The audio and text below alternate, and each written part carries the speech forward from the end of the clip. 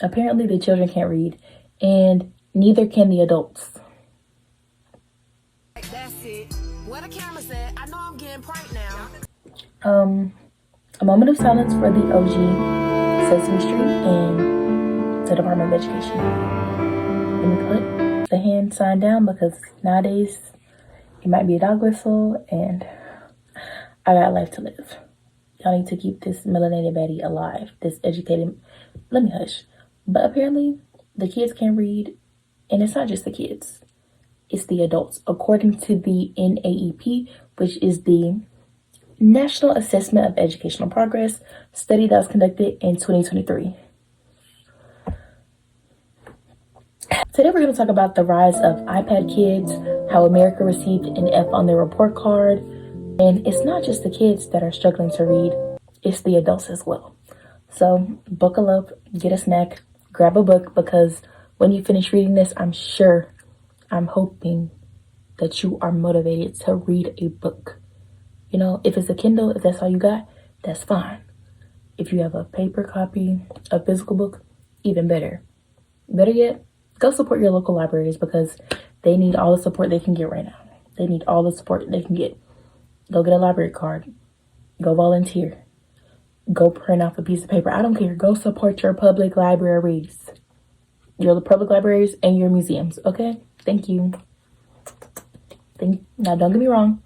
It is great to grow up in a time in which we have an inquantifiable amount of data, knowledge, wisdom, everything available to us. But it comes with its setbacks. The downside, however, of our reliance on technology is the way that it affects our neurons and our biological systems.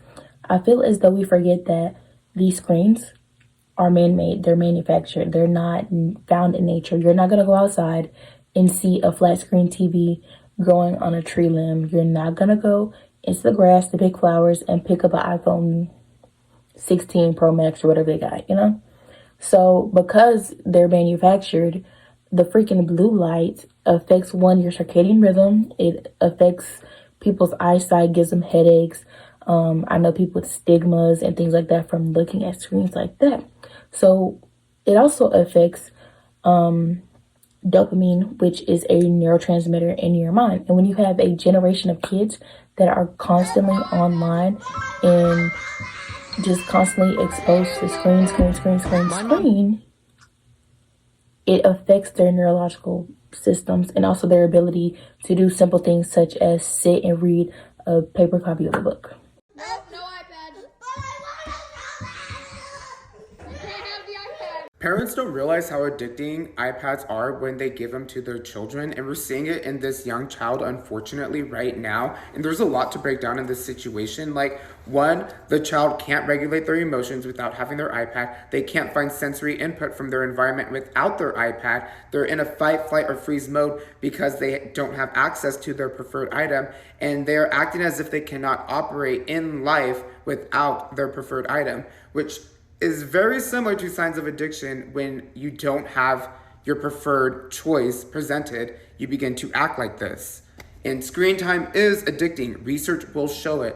Additionally, there's parentification going on. So we have the older siblings parenting and following and having the kid hold accountability when that should be the parent's responsibility. Why do you have kids if you're not going to parent your kids? Like, honestly. Dude, be so for... Because we have this thing, you know, dopamine. I'm going to define dopamine. The Cleveland Clinic defines dopamine as... The Cleveland Clinic defines dopamine as a neurotransmitter made in your brain. It plays a role as a reward center and in many body functions, including memory, movement, motivation, mood, attention, emphasis on attention, and more. So when you have kids that are already having a short attention span and then you present them with short form content such as like YouTube Shorts, the parents who let their kids scroll their freaking TikTok, Instagram Reels, Facebook, all that stuff like that, you're creating what is known as the instant gratification loop. Instant gratification loop is, like it says, you just have this instant hit of dopamine with every piece of short content that you engage with. So when kids are exposed to this at an early age, which they're not supposed to be, they are hardwired to think that, oh, this is the norm. Oh, I want to watch a YouTube video. I don't like the YouTube video. I can scroll, boom, hit another one, not even 2 minutes into the first video. So they become accustomed and familiar with being able to like click off of something when it starts to bore them. They don't know what it's like to sit through something that isn't constantly stimulating, because that's all that these screens do. Like the bright colors, the animations, everything is a form of stimulation. Like short form content, video games, they're wired to give us a sense of like stimulation, dopamine. So whenever kids have to sit down and read a book, it's like, oh, this is one, not visually stimulating, and two, it requires me to sit down for a prolonged period of time and focus on one thing. When you have like TikTok, you can just be like, okay, cool, scroll. You can't do that with a freaking book, especially with hardcover books. Even with Kindles, you have to read every line. If you're doing how you're supposed to, read every line left to right. These kids would rather watch and it's not their fault. I put it at the fault of the parents, because I feel like we are living in a time in which parents use technology and just throw tablets at kids at such a very early age, because they, one, don't want to have to deal with them crying, being upset. They don't want to have to hear them babble about the caterpillar that they saw in the grass, or answer the questions of why is the sky blue and why is it raining? Just, basic children things, things that come with being a child. Like, we don't have that hands-on approach with parenting that we saw in early generations. And I'm not saying that the early generations parenting isn't without its flaws, but for the most part, I would say the parents were hands-on. And I know it's subjective. Some old folks might be like, oh, my parents were always at work.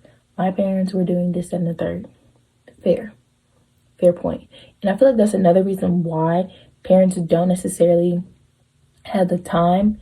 It takes time, energy, just emotional availability to like sit down and like teach your child to read. Because as we get older, we become so accustomed to doing things like writing, ironing, washing clothes, that whenever we have to break it down, it's like, this is so simple. Like, it's so simple that it becomes difficult to like break something down to a level that a little 3, 4, 5-year-old can understand, And also in our current economy, especially like if you're living in the United States, I can only speak for the United States, things are expensive, wages are not going up. So most people without kids are having to work 2 and 3 jobs to be able to take care of themselves.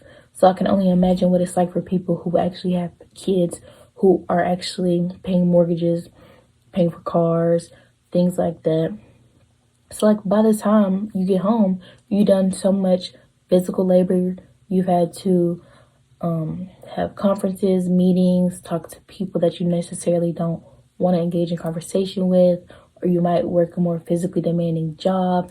And then whenever you get home, it's like that's when the emotional labor has to kickstart, because you have to feed the child, you have to engage in conversation so they don't feel emotionally neglected. Then you also have to put them to bed, and it's just like a never-ending cycle. So I can understand why some parents are just like, okay, I'm tired, here's a tablet. Like, I just am overwhelmed, overworked, underpaid. I do not feel like taking the time. So, that's me adding nuance to the situation, to the conversation, and not completely saying, oh, these parents nowadays. It's a multitude of things, There's not always a person or situation or system to blame. It's a multitude of things. There are a multitude of reasons as to why a kid might not be able to read. Their parent might come from poverty and have went to school in like a lower income neighborhood. And as most of us know, schools are funded through property tax. 82% of funding for schools comes through property tax. So if you live in a poor neighborhood where the property value is significantly lower than those of people who live on the more affluent side of town, of course, your resources are going to be less, your education quality is going to be lower, so you might necessarily have those, as a parent, you might not necessarily have those foundations and be able to expound upon them as you get older. Because I feel like the foundation of reading is very important. Yes, it's good to be able to level up and like expound on what you know, but if you don't understand the base level, if you don't have a good foundation and you try to grow from that, you're constantly going to be knocked down or struggle because it's like you don't have that foundation in check. According to the rise and fall of the iPad kid, from ages 1 to 2, children are not advised to engage in any online or screen time at all. Name a 2 to 3-year-old who does not have a sticky iPad with questionable substances on it. Name a 2 to 3-year-old who doesn't have a parasocial relationship obsession with Bluey, or it used to be Cocomelon, it used to be Baby Shark, just some fictitious character that they found on YouTube. Name one that does not have that. I'll wait.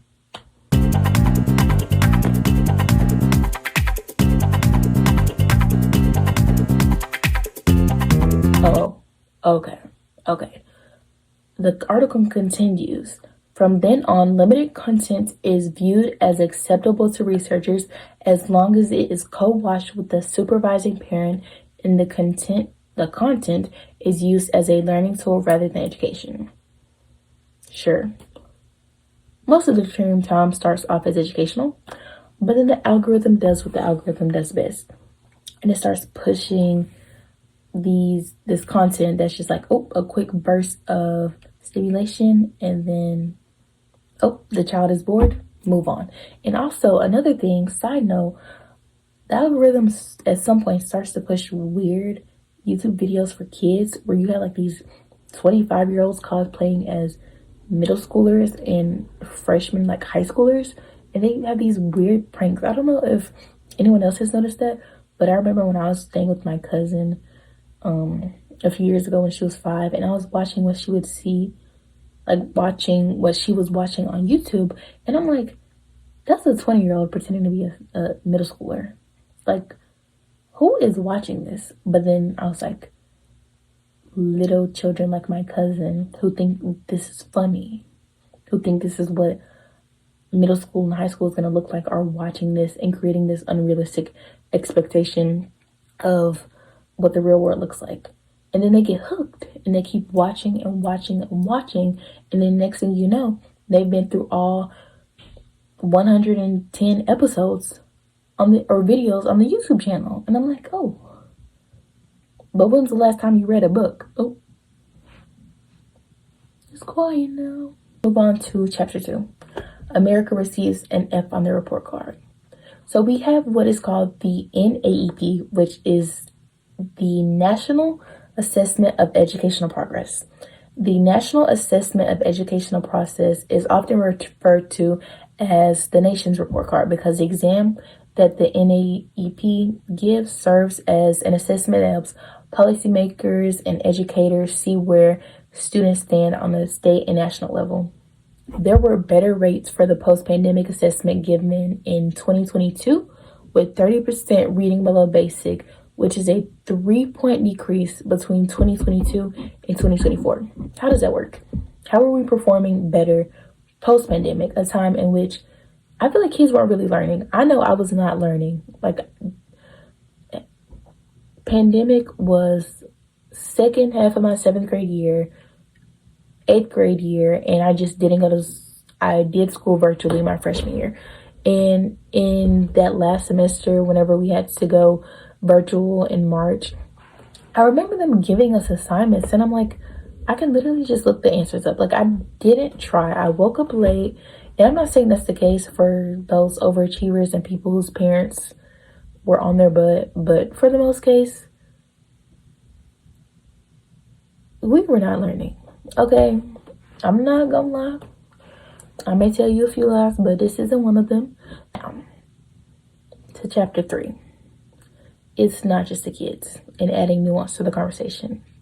I feel as though we, and by we, I mean like me being a student in the American school system and also just like being very observant, I noticed that whenever it gets closer to testing time or even from the start, a lot of teachers will focus more on stuffing you with information that you don't necessarily understand or like fully get to digest just in time or just long enough for you to regurgitate it whenever it's time to take the state test, because they want to look good on the state test. You know, you don't want your county to be underperforming because God forbid a teacher take the time to slow down, teach their children, and make sure that they actually understand and can implement what they are using past that test, out of fear that, oh, we're going to run out of time to learn what you need to learn for the state test, or I don't know. We just prioritize numbers over everything. And we also expect students to learn at the same speed.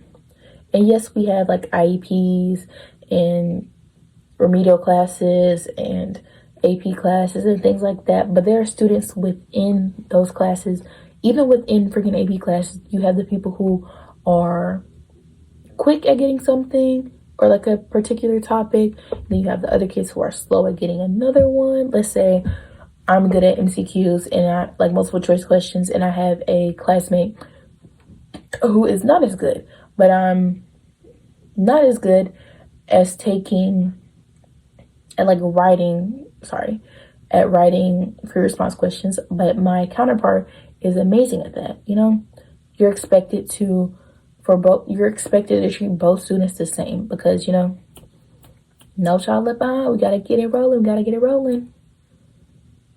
And I want to circle back to the so what they are literate to the fourth grade and eighth grade statistics, because a lot of you might be thinking, so what, they're fourth and eighth graders, they have time to catch up. Unfortunately, not in our system, not in our education system. The school to prison pipeline, I know some people say, oh, it's not accurate, it's not true. But of course, this is, in my opinion, piece. I am implementing some facts and statistics, but this is totally on me. So if any statistician wants to disprove it, that's fine.